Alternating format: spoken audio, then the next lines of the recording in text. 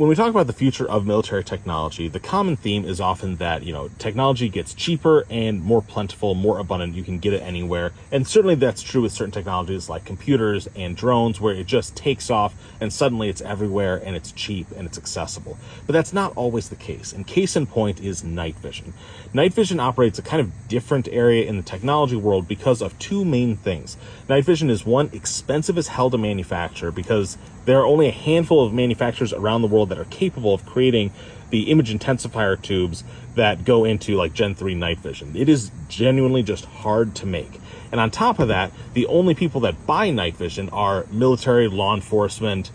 There's not a huge commercial base for this product, so all the big orders are going to a very small area, which means that they aren't able to grow in size and have that kind of economy of scale as they get up and do really big manufactured numbers. And for this reason, you don't see night vision being very common, even though it's easy to forget that this is actually very old technology. This is a PVS-14. This has been standard in the U.S. Army for years and years and years. But this guy here is a PVS-7. And the PVS-7 was first fielded in the late 80s. This one is one of those ones from the late 80s. The expiration of the warranty is the 1993. This is an old piece of technology, but fundamentally the tubes here, even though this one's a little bit worse for wear, the tubes between these two are very much the same thing. They're Gen 3 green phosphor night vision systems that have pretty good similar specs. The housings are a little bit different and everything, and this one costs $3,000, whereas this one only costs $1,200, $1,500.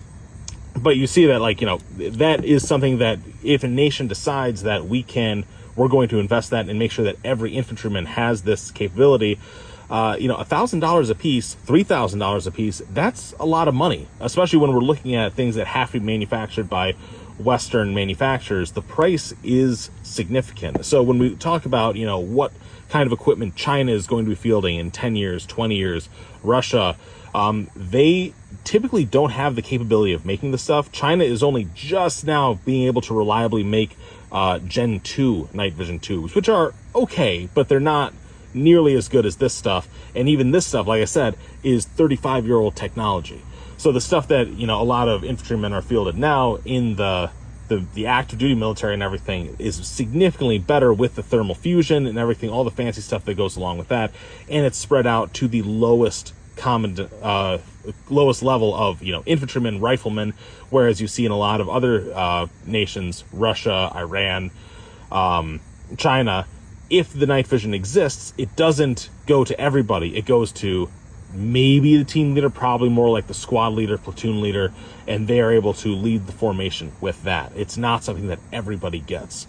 And this is, these critical things of, it's hard to make and they don't make much of it. It's going to stay expensive. And we should expect that going forward in the next 5, 10, 15 years until maybe some revolution happens in thermal and everybody gets thermals that are cheap. But for now, in the foreseeable future, don't expect your enemy to be having a ton of night vision. Be prepared for it, but don't expect them to just be dominating the battlefield like the United States has for the last 20 years.